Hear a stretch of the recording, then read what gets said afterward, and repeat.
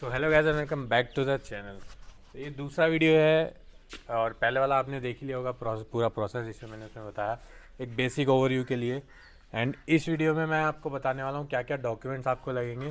तो मैंने इस वीडियो को 3 पार्ट में डिवाइड किया है, जिसमें सबसे पहले आपके क्या डॉक्यूमेंट लगेंगे जो एप्लीकेंट है उसके, एंड उसके स्पॉन्सर्स के, एंड प्रॉपर्टी के जो डॉक्यूमेंट लगेंगे वो सब मैंने इसको 3 पार्ट में डिवाइड कर दिया ताकि आप इजीली उसको समझ पाएँ। तो वीडियो शुरू कर देते हैं।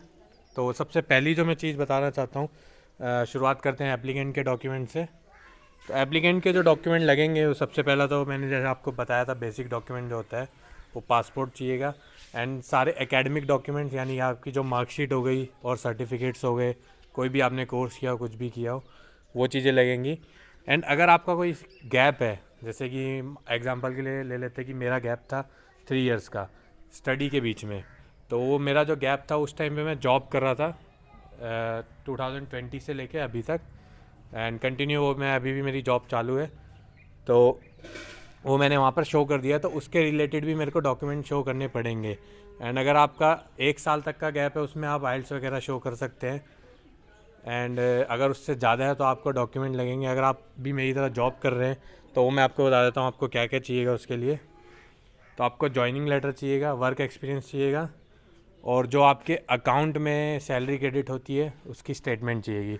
ये 3 डॉक्यूमेंट इनफ हैं और इसमें आपका काम हो जाएगा।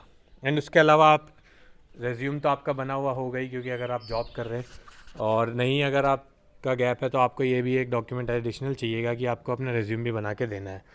और उसके अलावा जो आपका ITR रहेगा वो बना के देना पड़ेगा अगर आपने जॉब शो करी है तो। और 2 साल का ITR आप इसमें दे सकते हैं। हालांकि मैं आपको बता देता हूँ मैंने 1 साल का दिया था, और वो भी मेरे मेरे क्योंकि मेरे से उतना ही मांगा गया था जो मेल आया था उसके अंदर, तो मेरा वो चल गया है। एंड हो सकता है आपका भी 1 साल का ही मांगे, पर आप एक सेफ साइड रखने के लिए 2 साल का बना के रख सकते हैं। तो उसके अलावा जो है आपको SOP भी पहले से प्रिपेयर करके रखनी ही चाहिए। मैं यही सजेस्ट करूँगा, क्योंकि मैंने भी जो है पहले से SOP बना ली थी।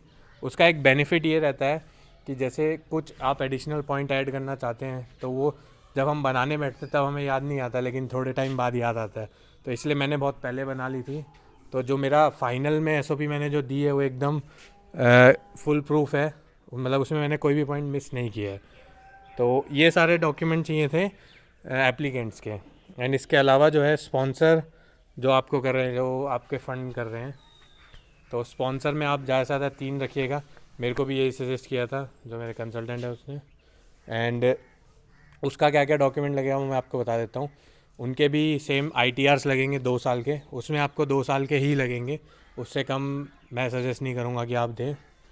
एंड एफिडेविट लगेंगे, जो स्पॉन्सर एफिडेविट होता है वो आप कहीं से भी बनवा सकते हैं कोर्ट से, वो आपको फॉर्मेट मिल जाएगा आपके कंसल्टेंट की तरफ से जब भी आप करेंगे।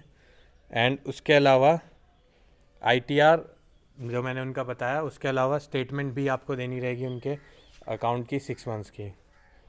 एंड बाकी बेसिक जो आइडेंटिटी डिटेल्स होती हैं जैसे आधार कार्ड, पैन कार्ड वगैरह भी सबमिट करना रहेगा।